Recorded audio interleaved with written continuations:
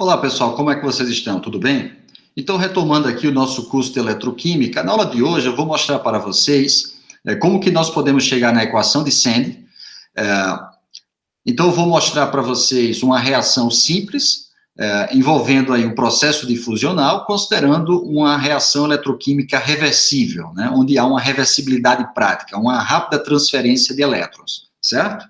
Então, para isso, nós iremos ter que resolver a equação diferencial, a segunda lei de Fick, e com isso vou mostrar para vocês como que se utiliza a transformada de Laplace, passando então essa equação diferencial para o espaço laplaciano, tornando mais simples a sua solução.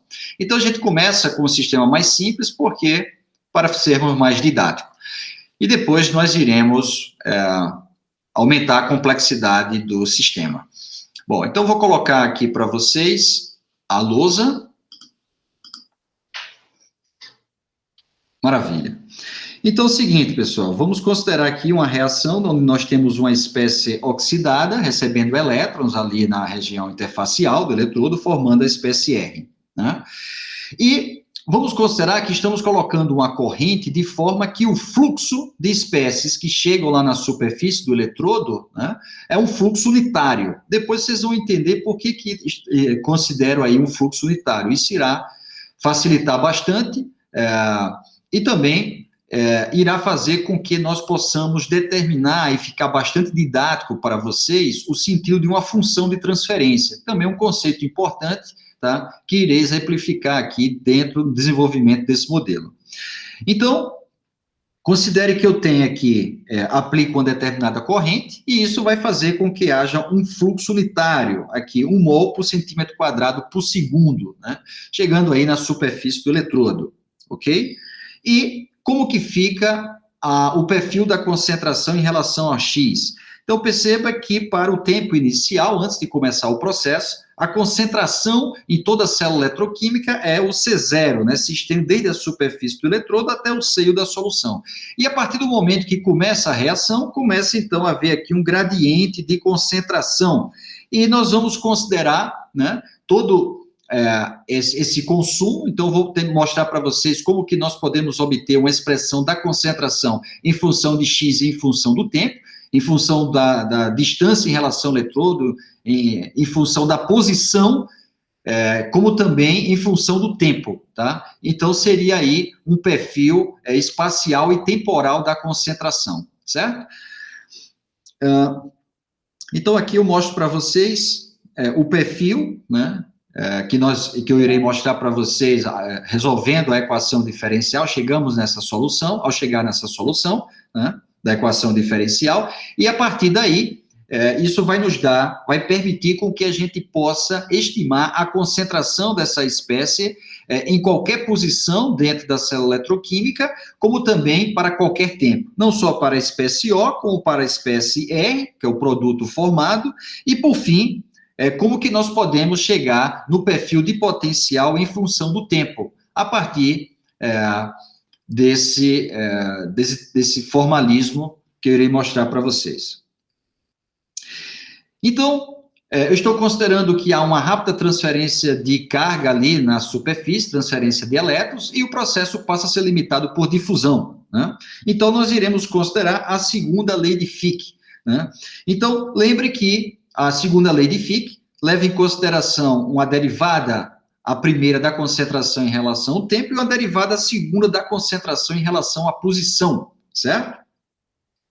Bom, então essa é uma equação diferencial parcial de segunda ordem, tá? Então, para isso, nós precisamos o quê? De uma condição inicial, tá? Para resolvermos essa equação, e duas condições de contorno. Então, perceba, para T igual a zero, a concentração é igual à concentração do bulk da solução, do bulk, né? Então, perceba que para T igual a zero, né, a concentração aqui, ó, ela é igual à concentração C0, certo? Depois, a primeira condição de contorno, nós temos que a concentração para X tendendo ao infinito, ou seja, muito distante do eletrodo, nessa região aqui, ó, a concentração continua inalterada, que vai ser igual à concentração inicial, C0, certo? E a segunda condição de contorno, nós iremos considerar a primeira lei de Fick. Mas estamos supondo agora que o fluxo ele é unitário, tá? Então, se eu rearrumo a primeira lei de Fick, considerando aqui para x igual a zero, que é exatamente onde se localiza a superfície do eletrodo, onde ocorre a reação eletroquímica, eu rearrumo essa expressão, né, essa aqui, e obtenho, então, essa segunda condição de contorno. Então, como eu havia falado, a segunda lei de Fick é a equação parcial de segunda ordem, a equação diferencial parcial de segunda ordem. E como que nós podemos resolver de uma forma mais simples? Utilizando a transformada de Laplace. Essa transformada vai fazer com que essa equação diferencial parcial de segunda ordem se transforme na equação diferencial ordinária de segunda ordem, certo? Então, essa transformada consiste no seguinte: se nós pegarmos uma determinada função, certo? E multiplicarmos por uma exponencial, essa exponencial é o e, a exponencial menos um p, esse p corresponde a um número qualquer, e aqui a variável, que é o tempo. E integro de zero a infinito em relação ao tempo, certo? Então, se eu faço essa transformada, coloco aqui como notação essa barrinha em cima, eu vou ter, então, a derivada da concentração em relação ao tempo no espaço laplaciano. Isso eu posso fazer para qualquer função, por exemplo, sei lá, uma função z qualquer, certo? Essa função z qualquer, se eu coloco a exponencial menos pt dt e integro aqui de zero a infinito, isso vai igual a função z no espaço laplaciano. E vocês vão entender o quão importante é essa transformada, tá? Porque nós vamos conseguir transformar a equação diferencial parcial de segunda ordem em equação diferencial ordinária de segunda ordem, o que fica muito mais simples de resolver, certo? Então, olha só. Então, toda vez que vocês pegarem artigos e ver essa barrinha em cima, tá? Isso significa que está no espaço laplaciano. E vocês agora não vão ficar assustados, porque vocês já viram, né? Não vai, né? Nenhum bicho de sete cabeças. Então, olha só. Quero, então, passar essa derivada da concentração em relação ao tempo para o espaço laplaciano, que é para poder resolver a segunda lei de Fick. E essa derivada aqui no espaço laplaciano então, nós vamos obter resolvendo essa integral. Como que nós podemos resolver essa integral? Utilizando o método das frações parciais.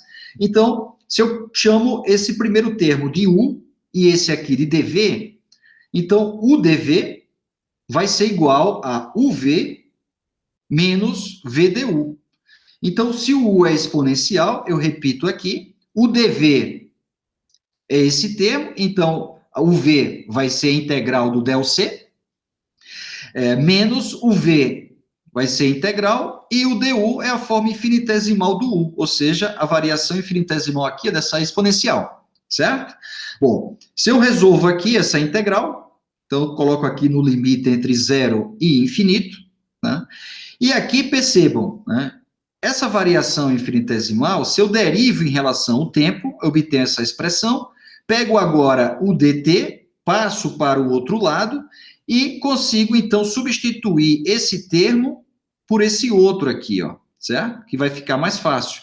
Então, eu levo aqui para cima, substituo aqui dentro, e percebam, essa integral aqui, ó, corresponde ao quê? Olha só, eu tenho essa integral com a exponencial, né, que é da transformada de Fourier, sendo aplicada aqui, ó, nessa função, certo? Então, essa integral toda aqui significa o quê? É a concentração no espaço laplaciano.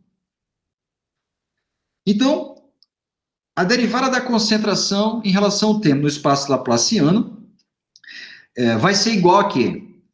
Resolvendo isso aqui, nós temos o tempo aqui, ó, no infinito, então essa exponencial vai cair para zero, né?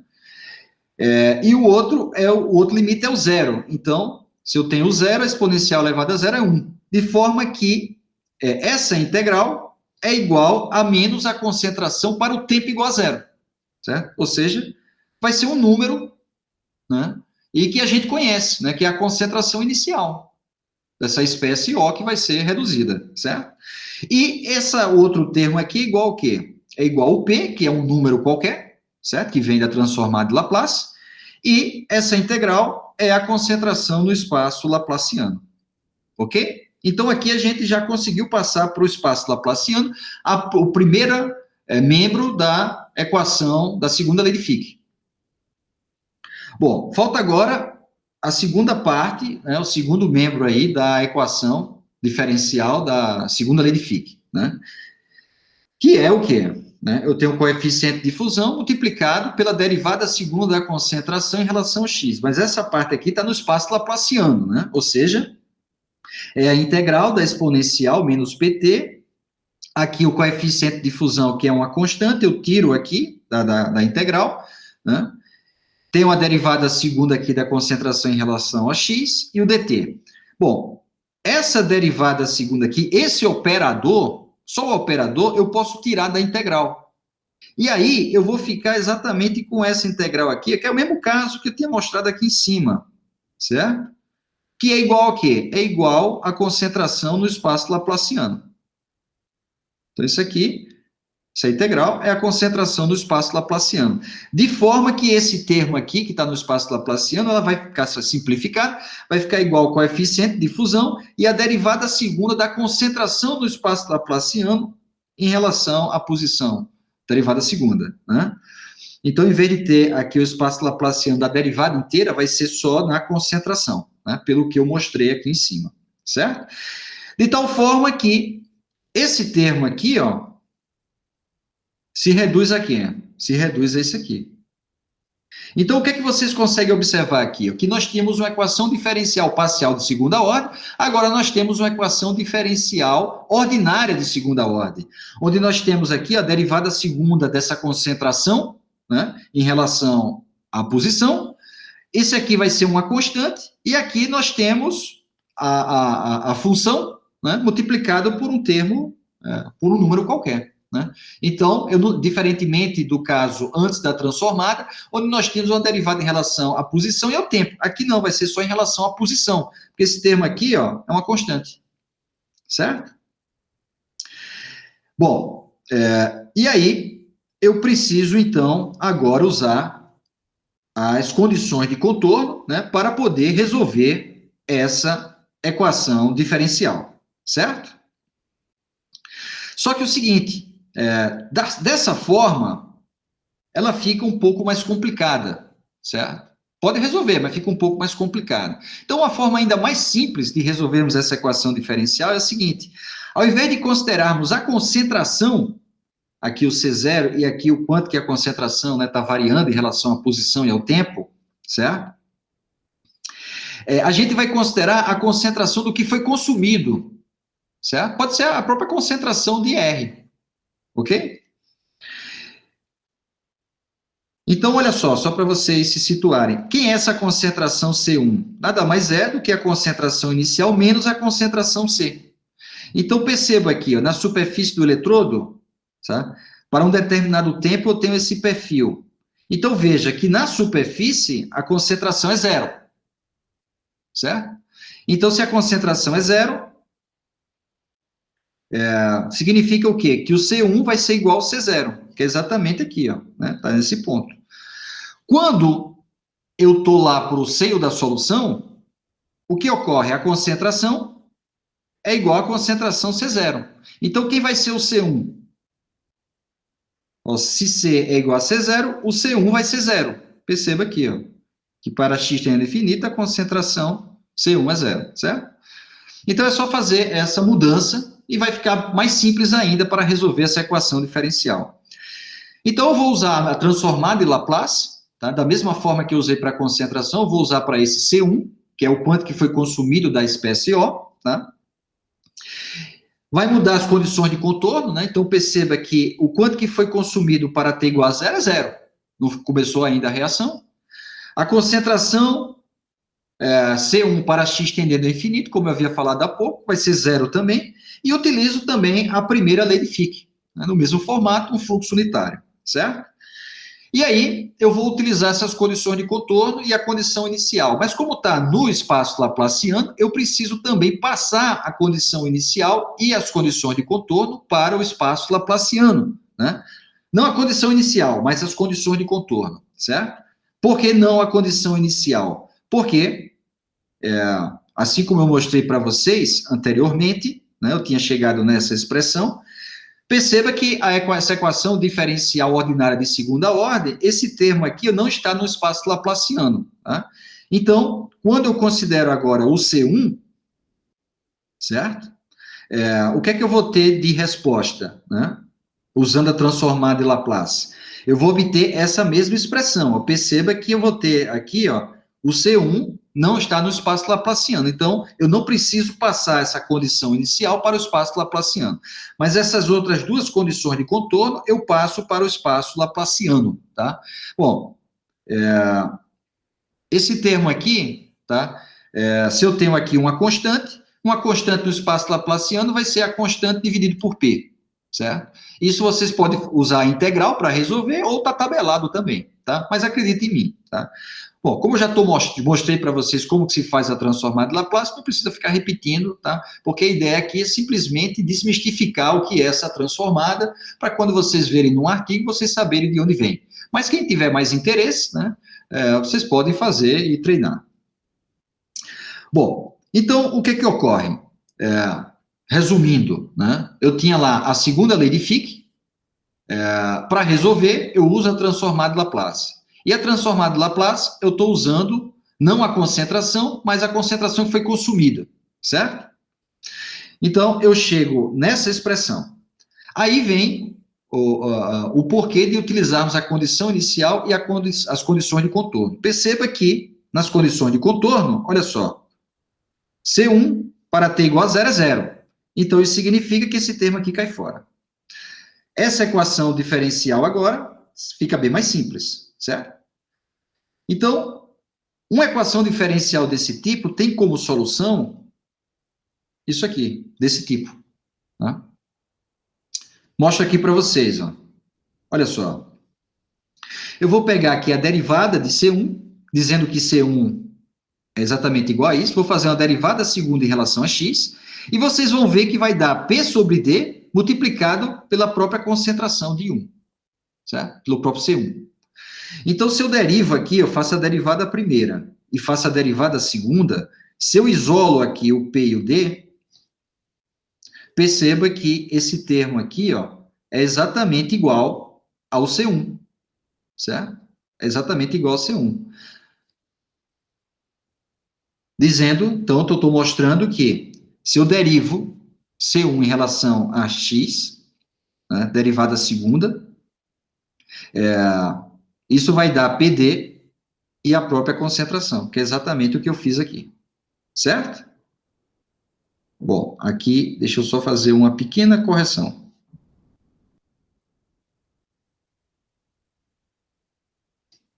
Aqui é derivada a segunda. Isso. Perfeito. Bom,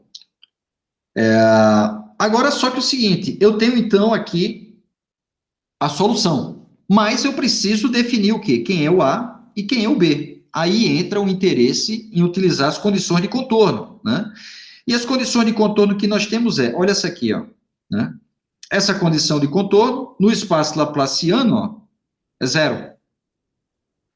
Então, para x tendendo ao infinito, esse C1 tem que tender a zero.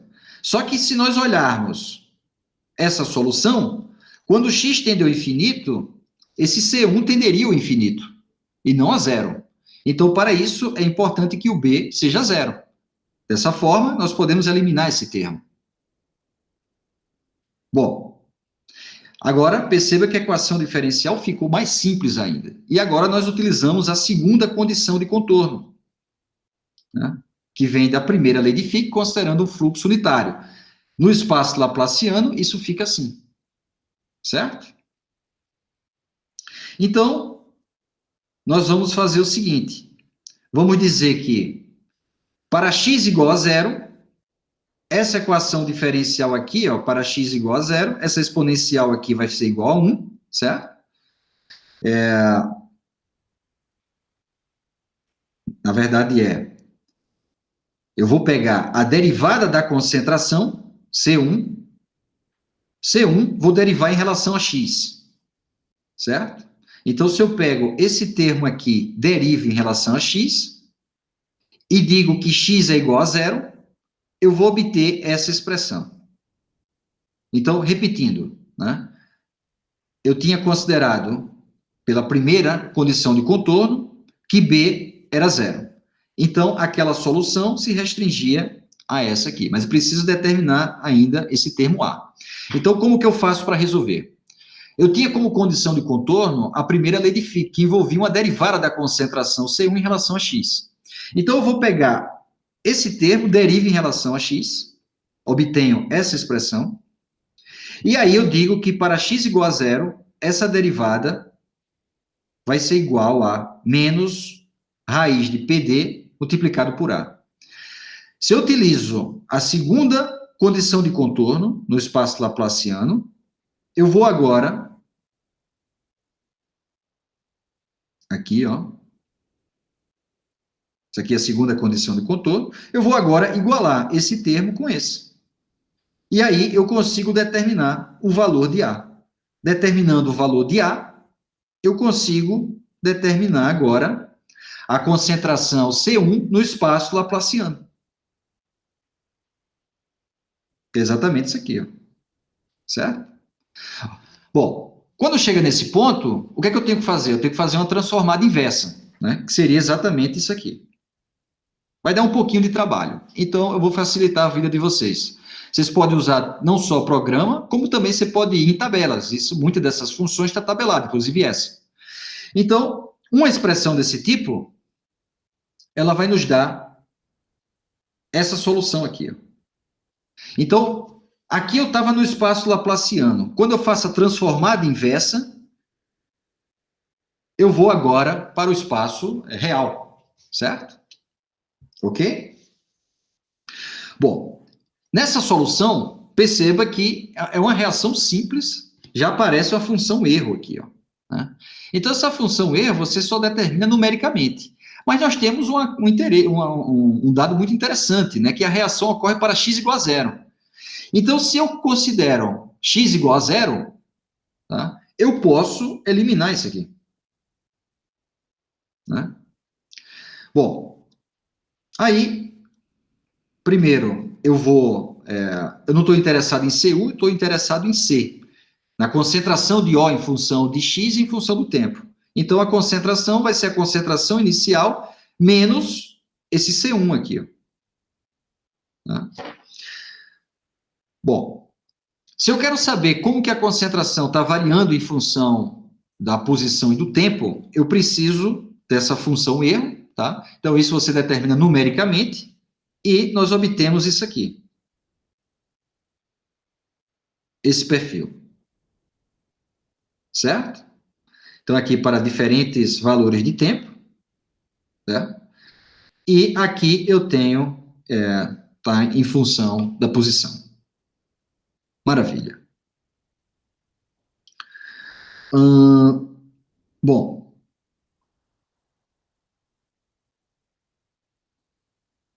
Ok. Então, como eu havia dito, essa aqui é uma expressão um pouco mais complicada, né? Você vai ter aí método numérico, mas nós podemos determinar uma solução analítica. Por quê? Porque a posição do eletrodo onde a reação ocorre é para x igual a zero. Então, para x igual a zero, essa função erro cai fora. E nós temos, então, que a concentração para x igual a zero vai ser dada agora por essa expressão. Essa é a solução para essa condição. E isso é um fluxo unitário, certo? Agora, olhe outra coisa interessante, né? Eu vou relacionar aquele C1 no espaço laplaciano com um fluxo que eu considerei. No caso, foi um fluxo unitário. E eu vou considerar essa relação aqui, ó. O que tem de interesse nisso? O interesse é o seguinte: essa é uma medida galvanostática, cronopotenciométrica. Então, o meu sinal de entrada é o fluxo, né? É uma corrente elétrica, é um fluxo. Eu controlo. Então, esse aqui seria o sinal de entrada, que eu conheço. Esse C1 é o sinal de saída, é o que eu quero obter, certo? Só que C1 não é igual a J. Então, eu tenho aqui, ó, esse termo que vai fazer com que eu tenha igualdade. Esse termo aqui, chamado de função de transferência. Por quê?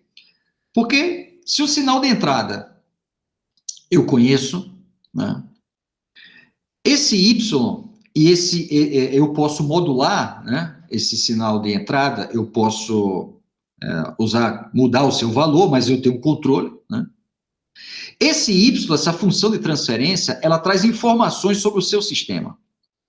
Então, eu mostrei para vocês para o caso do fluxo unitário. Então, se eu conheço tanto o C1 quanto o J para o fluxo unitário, eu consigo determinar essa função de transferência, que vai nos dar informações sobre o seu objeto de estudo, sobre o seu sistema de estudo. E uma vez que eu conheço, então, essa função de transferência, com qualquer outro valor de J, qualquer outro sinal de entrada, eu posso determinar o sinal de saída. Então, olha só. Esse C1, que era que eu mostrei para vocês, né, quando eu estava lá, ó, antes da transformada inversa, seria a solução no espaço laplaciano, né? Esse C1 é dada por essa expressão. Seria aqui, né? E eu digo que o C1 é igual ao Y multiplicado pelo J, no espaço laplaciano. O fluxo que eu considerei foi igual a 1. Então, no espaço laplaciano, esse J aqui ó, é 1 sobre P. Então, quando eu coloco aqui ó, Y multiplicado pelo J, que é 1 sobre P, isso vai fazer com que o C1, né, seja igual àquela expressão, mas isso faz com que eu determine o valor de Y. Quem vai ser o valor de Y? É exatamente aquele C1 dividido por P. Então, dessa forma, como eu tinha obtido a solução no espaço laplaciano para o fluxo unitário, isso permitiu com que eu determinasse a função de transferência. Agora, o que eu faço? Eu quero um passo de potencial. Eu não quero mais um fluxo unitário. Eu quero um fluxo lambda.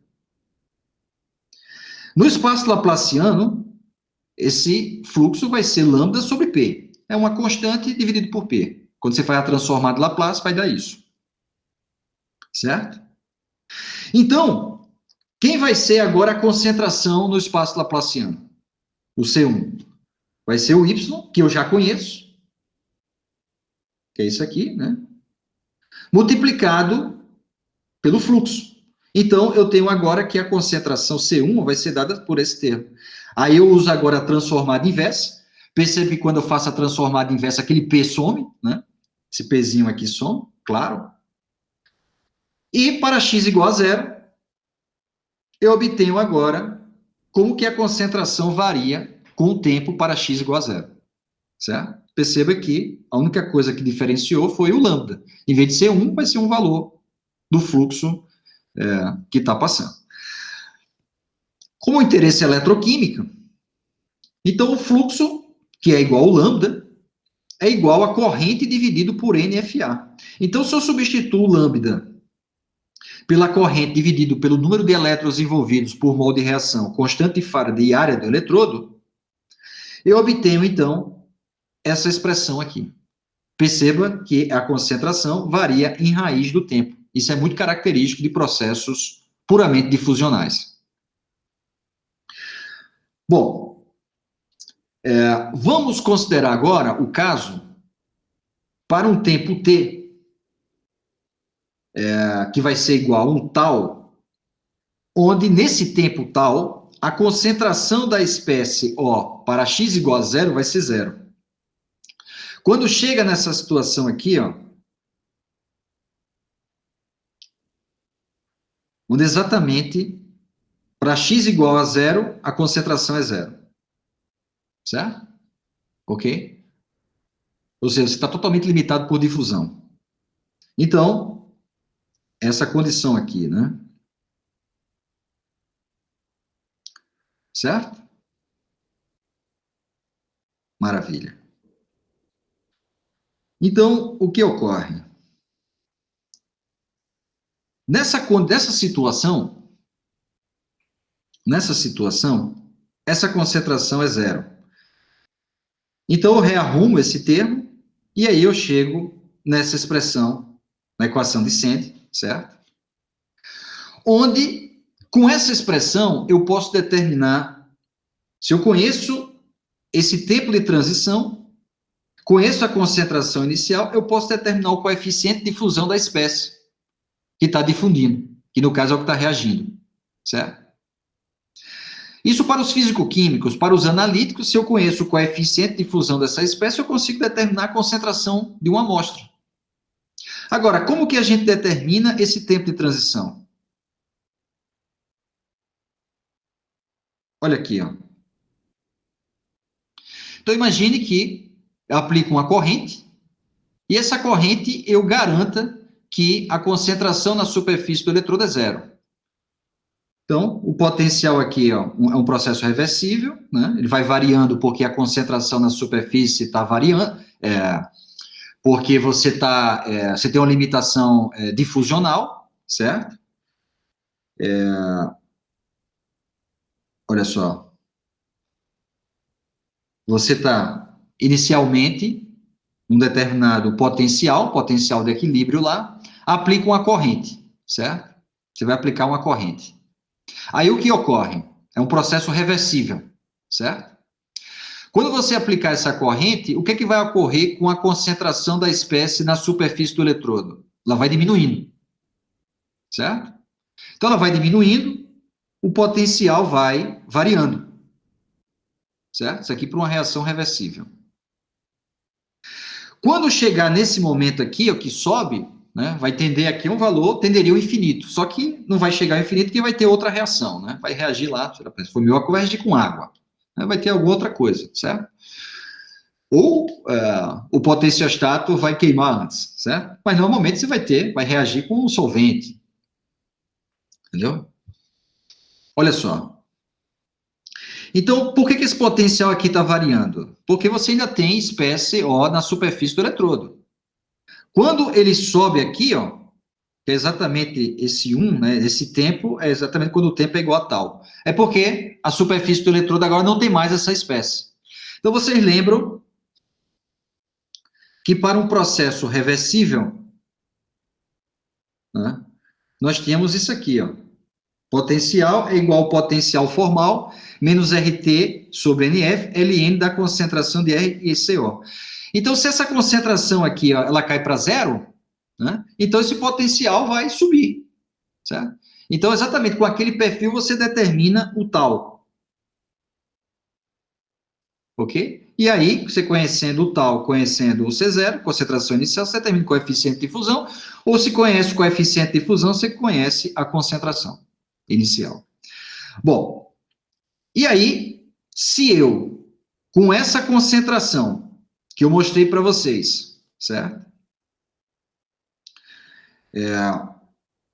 Com essa expressão aqui, que eu também consigo para a espécie R, se eu substituo no potencial, né, para um processo reversível, que é semelhante a de Nesta, é um processo nestiano, né? Como é reversível, uma reversibilidade prática, não é termodinâmica, mas é uma reversibilidade prática, a gente considera que o potencial, né, a mesma expressão da equação de Nesta, a diferença é que, ao invés de ser concentração do bulk, é a concentração da superfície. Então, se nós fizermos a substituição, nós vamos chegar nesse termo, tá? Onde esse potencial é complementado aqui, ó, né? Se nós fizermos essa substituição, nós vamos chegar exatamente nesse perfil, tá? Então é isso.